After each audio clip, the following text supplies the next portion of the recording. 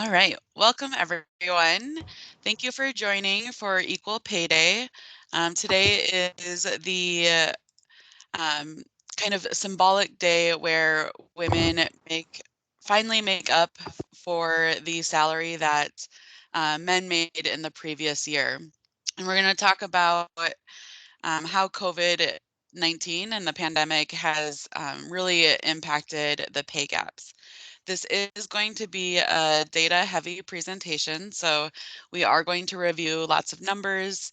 We are recording. I'm happy to share the PowerPoint with anybody who wants to go back and look at the numbers or look up the resources that I will be sharing. So just let me know if you are interested in that. So like I said, today is the equal pay day for all women. So if we only look at women, at the category of women without considering other identities such as race or parenting status, sexual orientation, disability, this is the day where women make up for men's earnings in the previous year.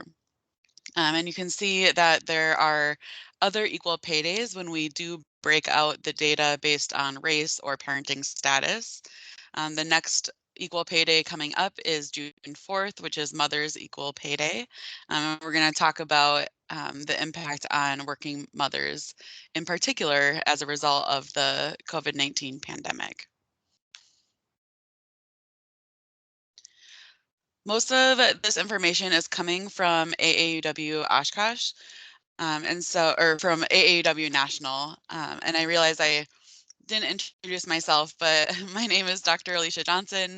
My pronouns are she, her, and hers, and I'm the director of the Women's Center at UW Oshkosh. I also teach in our Women's and Gender Studies program where we talk a lot about the pay gap and what fuels the pay gap, some of which we're going to review together today. And I am also currently the president of the Oshkosh branch of the American Association of University Women, which is a national organization with local affiliate chapters. So a lot of this information is coming from AAUW. AAUW has a lot of resources and does a lot of work to keep up on the research about the pay gap and track it over time. So in their 2020 update, and obviously we're in 2021 right now, so these numbers have changed a little bit. But just as a highlight, between February and April of 2020, so just a few months into the pandemic, women's unemployment rates rose by 12.8% compared to 9.9% for men. Between the third quarter of 2019 to the third quarter of 2020, unemployment rose for Black women from 5.4% to 12.7%, from 2.5% to 11.6% for Asian women, from 4.8% to 12.5% for Latinas, and from 3.7 to 8.6% for white women. Mothers of young children have also been losing jobs. They've been losing employment at 3 times the rate of fathers. And in particular, when we look at the age of children, women or moms with children under the age of 12 lost nearly 2.2 million jobs between February and August of 2020. And that was nearly a 12% drop. Fathers saw only about a 4% drop. And then the last statistic on the slide talks about in the third week of July 2020, 32.1% of unemployed women ages 25 to 44 were not working outside the home, primarily due to childcare demands. And the comparison group would be men or who are fathers, and that percentage was only about 12.1%. The Pew Research Center has also collected some data on the topic, and this data is actually from January of 2021, and we can see that the groups of women, those younger than the age of 30, and low or lower income workers were among the most likely to have taken unpaid time off since the pandemic began. And if you think about these groups, these are groups that are already disadvantaged in the workplace, that have lower incomes, that have more challenges in gaining promotions and making additional money or increasing their salary. And so this time off is going to sort of compound over the coming years. Another really great resource is from the National Women's Law Center, or the NWLC. They have a recent report, I believe from earlier this year in 2021, called A Year of Strength and Loss: The Pandemic, the Economy, and the Value of Women's Work. And I'm just going to highlight their section headers as sort of a teaser for you in case you are interested in um, looking up this report and reading the full report. It's about 6 pages long. So women, we know from lots and lots of information and data and research that women were already struggling to make ends meet before the COVID-19 pandemic ever started. So women were already starting behind, and what the pandemic has done has sort of exacerbated that gap, not only in terms of wages, but also in terms of labor participation and other forms of economic security. There have been millions of women who have left the labor force since the pandemic began. Between February 2020 and February 2021, over 2.3 million women left the workplace or workforce. And we're going to get into some of the reasons why. But what's important to note is to bring in an intersectional lens, and many of these women, the majority of which are women of color. And so this is both a gender equity issue and a racial justice issue. And what's been really frustrating for folks who have been working for a lifetime on gender equity is that we have really lost a generation of labor force participation gains. So I remember seeing some data that came out earlier this year where in the United States, women's participation in the labor force had dropped to numbers that were as low as what they had seen in the year of 1988. And just for a frame of reference, that is the year that I was born. So for the first time, because of this mass exodus of women from the workforce, we've kind of lost that entire generation, right? So my entire lifetime of progress. We know that women are bearing the brunt of pandemic-related job loss. Women have lost the most jobs, and research is now showing that not only in terms of temporary job loss, such as through furloughs, but also permanent job loss. Around 25% of women have permanently lost their job. Black women's and Latinas unemployment rates are more than 1.6 times higher than white men's. So again, bringing in this intersectional lens.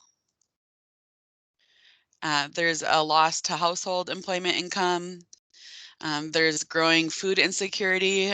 So oftentimes, because of the role of mothers and the traditional gender roles, if a mother is, or if a woman has to choose between feeding their children or feeding themselves, there's lots of stories out there circulating where women are going hungry themselves so that they can feed their children or their family. And so food insecurity is a very real issue, not only for women, but especially for women. We also know that millions of women are behind on their rent and their mortgage payments. This is why this is a topic of conversation in the current congressional discussion, because so many people are behind. And if you think about, there's been some stimulus relief, but that really hasn't been able to be enough for people who were behind in making their rent and mortgage payments, especially when people were put on furlough for several months without any income.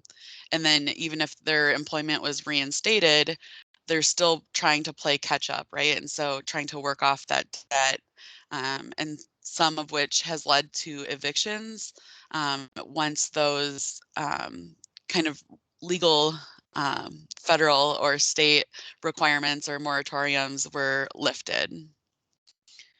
So there was a previously in part of the CARES Act, it was forbidden to evict someone because they were behind on mortgage. But without those ongoing protections, people are still facing evictions. And then there's also a gap in terms of mental health. So women are more likely than men to report feeling anxiety or depression. And it's a lot of this is because of this additional stress that is falling on women. I'm not sure if folks have heard the term she session yet, but this is something that has been discussed in terms of the um, impact on women from the labor force and COVID-19 pandemic. But this exodus of women leaving the workforce at a really rapid rate without bouncing back or without a lot of recovery in those numbers now that we're hopefully nearing somewhat of the end of the pandemic. Women's recovery in the workplace is not at the same rate as men's recovery. So women aren't returning to the workplace at the same rate. And a lot of this is because we don't have really strong infrastructure at the federal level to support working families. And so this is an article that I've shared with a couple of folks, but it talks about how other countries have social safety nets and have this infrastructure to protect working parents in times such as a pandemic. But the US has really historically and still currently relied on women to pick up the extra work and the extra labor. So that is kind of all of the backdrop to the wage gap, or kind of this current context of the wage gap. The numbers that I'm going to share about the wage gap are current, but what is important to remember is that as we continue to work on recovery from the COVID-19 pandemic, we're going to see this gap continue to grow because of that regression of the progress that we've been able to make over several generations. We're starting to lose that. So without some very swift and strong intervention from the federal government, this is going to take us years and years to recover. And so in order to calculate the wage gap, this is how AAUW calculates the wage gap. They use the US Census Bureau and the Bureau of Labor Statistics numbers. So they take the median earnings of women divided by the median earnings of men, and that is the earnings ratio. Then the pay gap is this formula. So it's men's median earnings minus women's median earnings divided by men's median earnings. So we can see that in 2019, it was about an 18% gap. And I think it's really important to note, again, with considering intersectionality, is that the federal government, the way that information is reported, does not accurately capture gender identity. It's really relied on binary sex. So they only report in terms of male or female versus gender identity. So trans and non-binary folks are not included in the federal data about their employment rates. And so there is a wage gap in terms of trans and non-binary folks, as well as sexual orientation, but we don't have the numbers on a federal level because our federal government doesn't capture that data. So there are some nonprofits and organizations who have worked to fill in some of that information, but it is not as robust as the binary gender gap because of that access to federal data. So did you all know that at the current rate of progress, the gender pay gap will not close until 2093? And AAUW shares that, we can't and won't wait that long. But again, this is the projection that was created before the pandemic. So we could now see that year pushed back. I don't know about you all, but I will likely not be alive in 2093.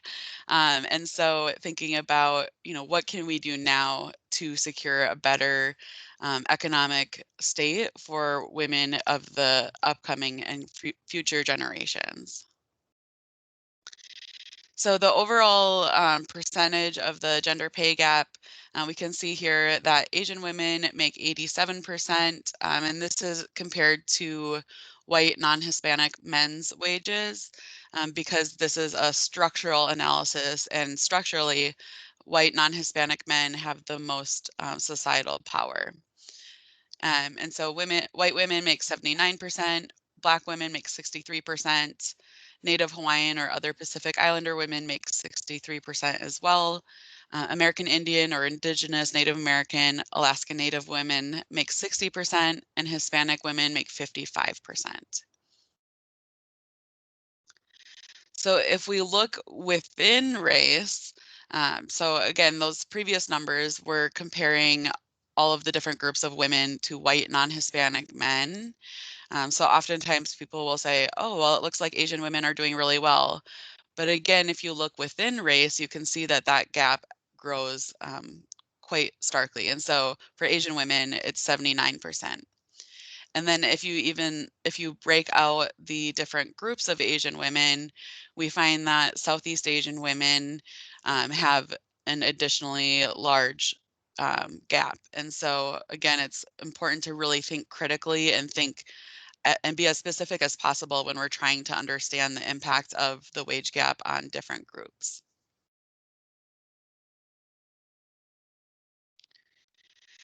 So the wage gap is not only doesn't only speak to salary earnings, but there's also a gender wealth gap that kind of again fuels this lesser economic security for women and girls throughout the U.S.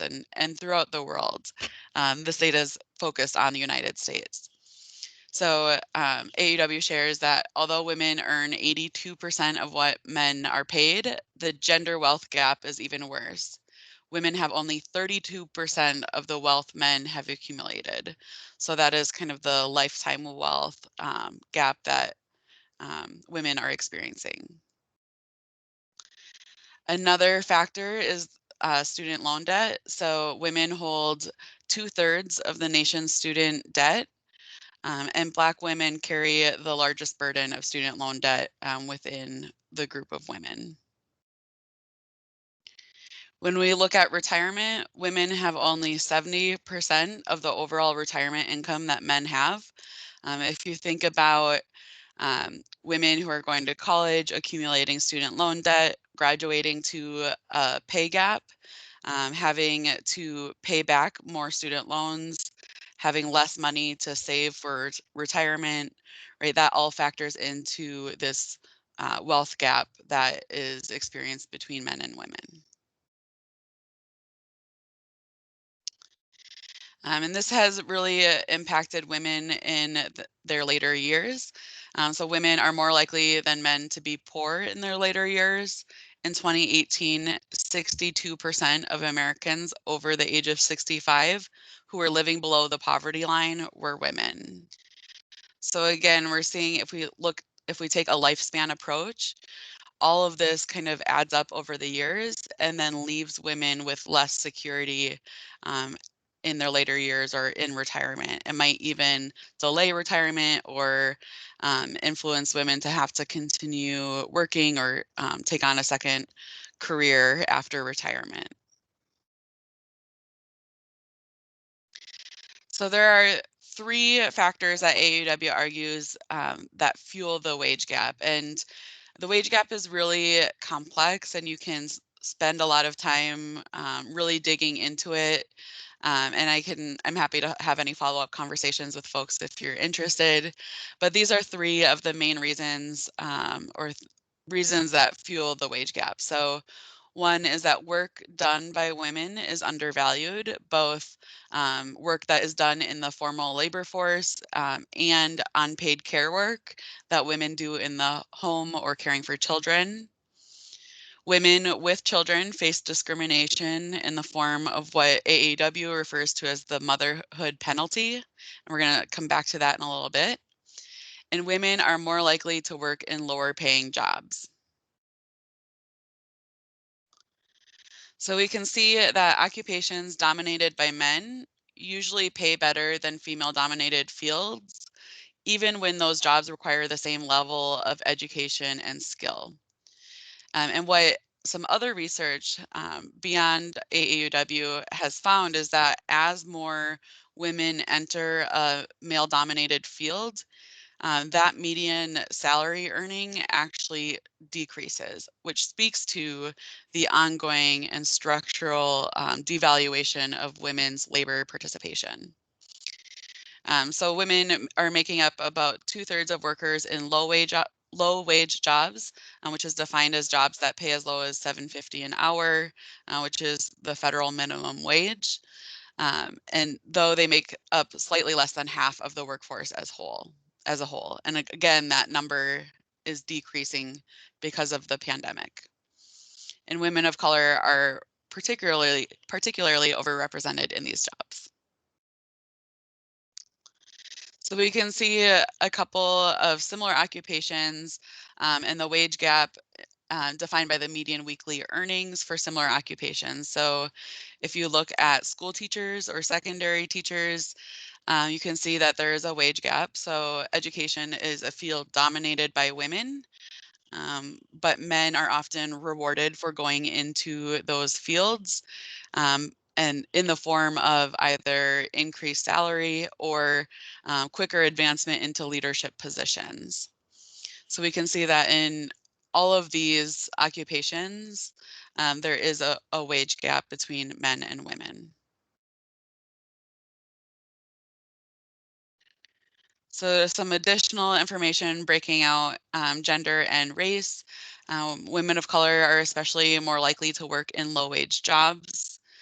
So the blue bar is the percentage of women in low wage occupations, and the orange bar on the right is the percentage of women in the overall workforce. So you can see that, for example, for white women, they make up 35.5% of the overall workforce, but they make 54.5% of the low wage occupations. Latinas make up less than 8% of the overall workforce, but make almost 23% of the low wage occupations. And these are occupations that were particularly hit hard in the pandemic, especially during the shutdowns. So some additional information, I encourage you all to look up this article, and again, I can share the links. But this is from 2018, and there's some interactive data that is really interesting to show that women are losing out to men even before they graduate from college. And this is by major selection, so what major women are declaring, and then what career they pursue with that major. So a couple of examples. So for women who are majoring in biology, about 9% go on to be physicians or surgeons, whereas that number is double digits for men. And we see, with psychology, more women who are majoring in psychology go into the education field, fewer men go into the education field from psychology. So it's not only about the declared major for women, but it's also what they're doing with that major after graduation. And so this is just a very brief snapshot of that data. The full article, you can actually go in and pick different majors and see what career trajectories women and men are taking. From the US Census Bureau, we also see that among the educated, there's the wage gap, and um, some people have referred to college education as sort of a tax on women because women need a college education to make more than men without a bachelor's degree. But again, there's quite a difference between what men are making, especially when you look at the lifespan approach from 25 years of age to 75, um, versus what men are making with a bachelor's degree. So there is a wage gap. And it's interesting that, it takes more and more education for women to get closer to closing the wage gap, but education isn't really much of a buffer for closing the wage gap.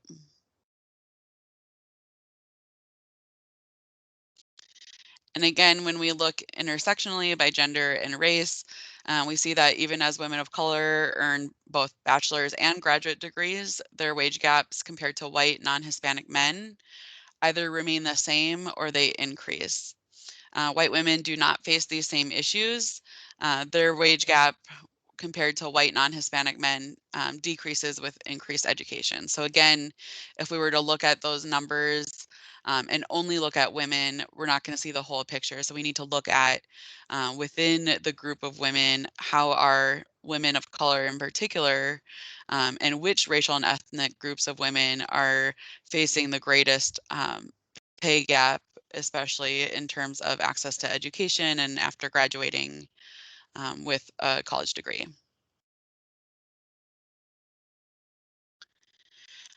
So this is some additional data broken out by different levels of graduation. So this is women's median weekly earnings by race or ethnicity and educational attainment. And the comparison group is white non-Hispanic men. So we can see the far left bar in each category is white men. The dark blue, the second one in from the left, is white women. The next one is Black or African American women, then Asian women, and then Hispanic or Latina women. So we can see that there are some really, again, some really clear differences in the wage gaps that really struggled to be closed, even as people gain additional education.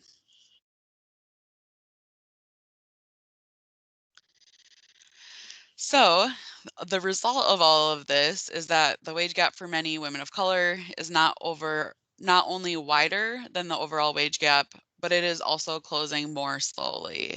So there is less progress or slower progress in closing the wage gap for women of color. So you can see that since 1988, again, for point of reference, that's my birth year, that Asian women's earnings changed only a 26% difference. White women's earnings were 23% difference. Black women's earnings have only made a 7% difference or progress, and Latina only a 4% difference. So again, if we're looking at if the same projection, this trend stayed constant, then those equal pay years would be 2041, 2069, 2369, and 2451. And again, this trend is not staying stable. And in fact, it's kind of delaying, right, because of the pandemic. And so these numbers are only going to get worse unless we take some structural intervention approaches, which we'll come back to at the end. So these are just some additional trends to visualize the data of women's median annual earnings as a percentage of white non-Hispanic men's earnings for full-time year-round workers from 1988 to 2019. So these are the trends or the progressions that they're using to calculate what year equity will be reached for median annual earnings. So I've made this point, but I think it's important to make the point again that oftentimes Asian women get discounted in the conversation around the wage gap because they are perceivably doing the best, still not at equity or not at equality. But again, when we look at Asian women as compared to Asian men, instead of comparing them to white men, and if we compare within groups of Asian women, and focus on ethnicity and ancestry, we can see that there's a difference. And again, it's Southeast Asian women who fare worse and have a greater wage gap than other Asian women. Okay, so there's also the motherhood penalty that I referenced earlier on. So mothers are 40% more likely than fathers to report that childcare issues harmed their careers. Again, this is pre-pandemic, so this has only been exacerbated by the childcare crisis that has come up during the pandemic. 23% of working parents say they've been treated as if they are not committed to their work because they have kids. And oftentimes um, this burden or this assumption is primarily placed on women. There's an assumption that women are the primary caretakers and are thus going to be less committed because they are the ones that have to respond to issues that come up if a child has to leave school or if somebody's sick, etc. About a quarter of working moms say they have turned down a promotion because they were trying to balance work and parenting.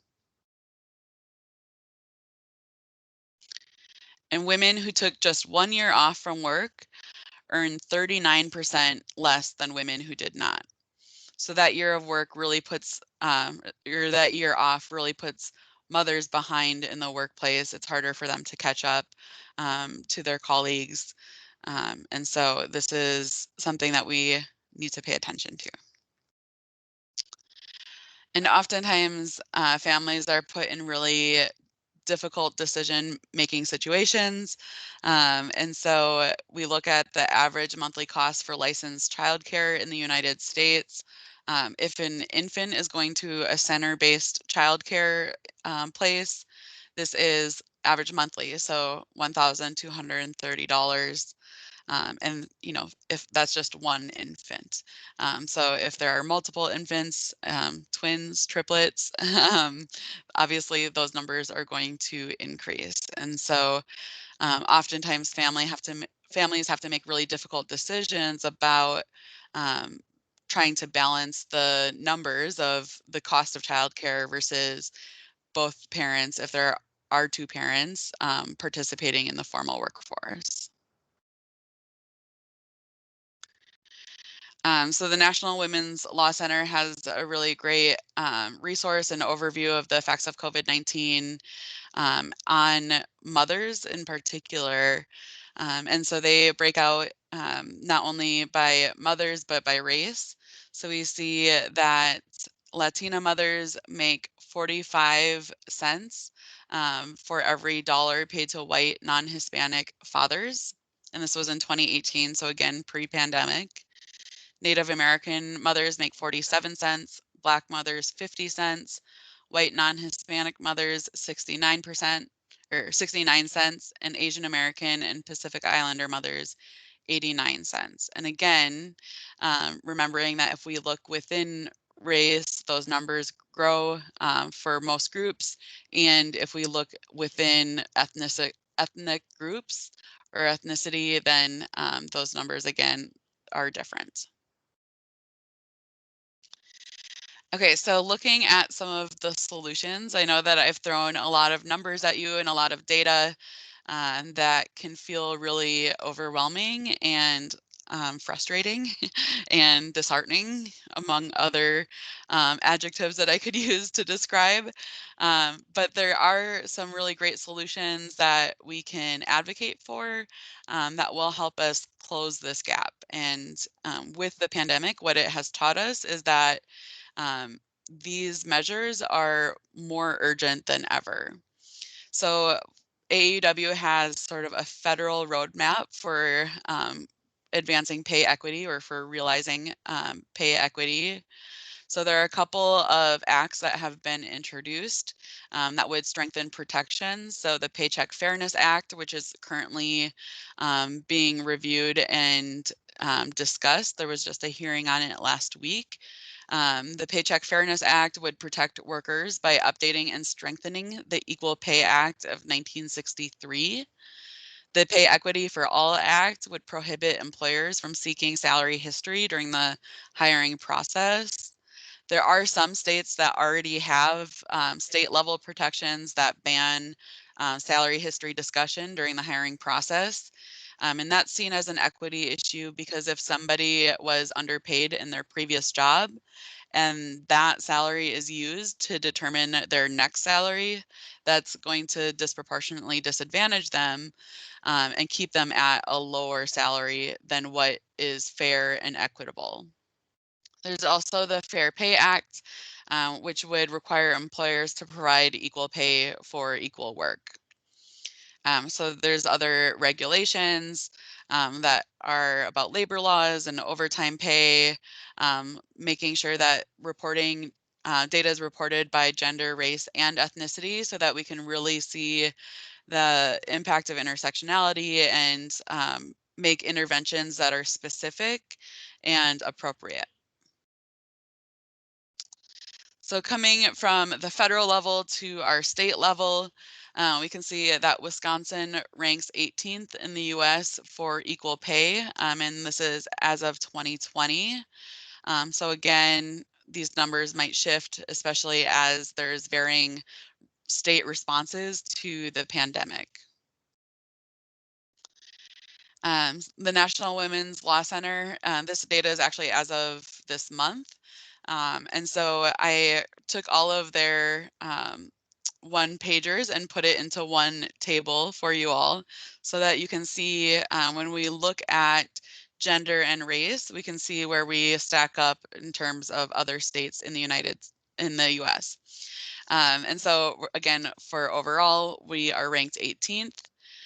For Black women, we are ranked 33rd. Um, and for Latinas and Native American women, 17, Asian women or Asian American women, 29, and white women, 15. So you can kind of see the difference in women's median earnings versus men's median earnings for these different groups. This is all at the state level. You can see it in the table for men's earnings. The first line, the 52,305, is men overall because the comparison group is women overall. And then for the other groups, it's men, white men who are non-Hispanic is the comparison group. And that's why that number is all the same. So you can see the percentage or how much women make for every dollar that men make. And again, this is all specific to Wisconsin, and then what that wage gap is. So you can see that women of color, Black, Latina, and Native American women especially are experiencing the largest wage gaps within the state of Wisconsin.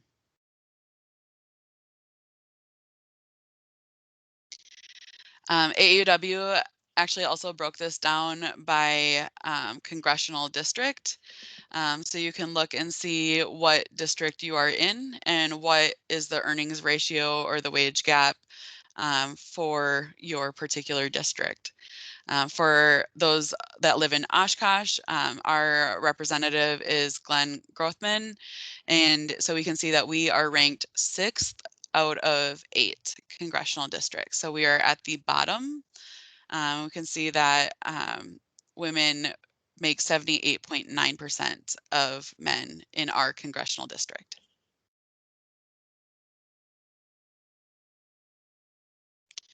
So AAUW also has a plan for Wisconsin to close the pay gap and work towards pay equity.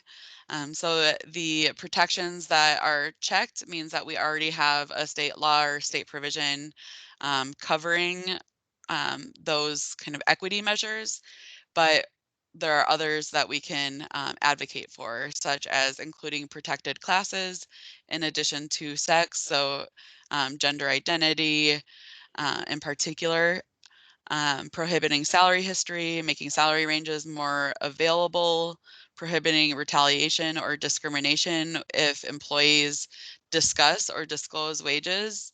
And that is really important because um, the secrecy around salary discussions often fuel those equity gaps. So if we don't know what people are making, if that data isn't transparent, we can't analyze and we can't advocate, and people can't make informed decisions to advocate for themselves. There's also occupational segregation. So that's the tracking of women into lower paying careers or occupations. So there are some solutions to try to guide and enforce pay adjustments and make sure that there um, that we're challenging sort of that occupational segregation, which is largely connected to gender roles and social expectations of women, and then other remedies and defenses. And again, I can share this information if people want to look more in depth at each of these measures. There's also different preventive measures and procedures that they advocate for. So requiring employers to keep records of wages. Again, this is all largely connected to the ability to collect and analyze data and track data over time. If we're not tracking this data, we also can't measure our progress towards equity, right? So this data transparency is really, really important. We do not yet have a state advisory committee on pay equity, and we don't have any state education or training programs such as salary negotiation. So the National Women's Law Center also has a policy brief on different legislative solutions that they are advocating for. So there's the Raise the Wage Act. We know that if we were to raise the federal minimum wage, it is women of color who would primarily benefit, and in particular, Black and Latino women. So if we work to center the most marginalized, everyone everyone else is also going to benefit. There's also a legislative solution for the Child Care for Working Families Act. The United States is one of, I believe, 3 countries without any federal um, family leave, paid family leave. We have a federal unpaid family leave act only for employers with more than 50 employees. And so we are really, again, relying primarily on women and mothers to carry that burden. So if we want to help women get back into the workforce, help retain them in the workforce, and close these equity gaps, then we really need to take a serious look at making this paid family leave a reality. And there are lots of really great global examples of countries that have done this successfully. So I wanted to end with things that you all can do so that I didn't leave you in a state of despair of all of the data. And so the first step is to be informed. And so AAUW has a wealth of information. What I reviewed is really just a very, very like shallow dip into all of the resources that they have available. So they have different resources and briefs on the pay gap by gender and race, by motherhood, retirement, so they have a lot of information that you can dig into and that you can use in your advocacy, whether it's in your workplace or if you take it to either a state or a federal government level. They also have a recent brief about the Paycheck Fairness Act.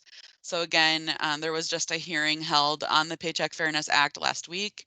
And so it's something that is being discussed and considered by our current Congress members. And so if we are able to inform ourselves, we can reach out to our congressional members and advocate for them to support the Paycheck Fairness Act. There's also a really great talk that my colleague Angela Sabula, who's also on this call, and I gave just last night to our AAUW Oshkosh branch. It's recorded and available on YouTube. We covered some of the global effect of COVID-19 on women, focused on education and economic security and leadership, which are some of the priority issues for AAUW. And so this we kind of dug further into those topic areas. So it's available for you if you would like to go back and watch that. And if you're interested in learning more about the Paycheck Fairness Act in particular, AAUW actually has an activist toolkit for the Paycheck Fairness Act. So you can go in and read about what the act is proposing. They will help you find the members of Congress that represent you for you to reach out to. There's guidance on if you wanted to write a letter to the editor, to a local newspaper. And then they have lots of sample social media posts that you can pull and post onto your personal page, or if you manage any advocacy group pages, you can also share that information. So they've really done a lot of the work to make it easy for people to understand why this is important and how you can take action. Another thing that we can do on an individual level is practice effective salary negotiation, which some of those strategies for salary negotiation as you enter a career are the same strategies that you can use to negotiate for a promotion or a raise. And AAUW has long had a program that helps train people. Um, it's open to people of all genders, targeted towards women, but all genders can participate.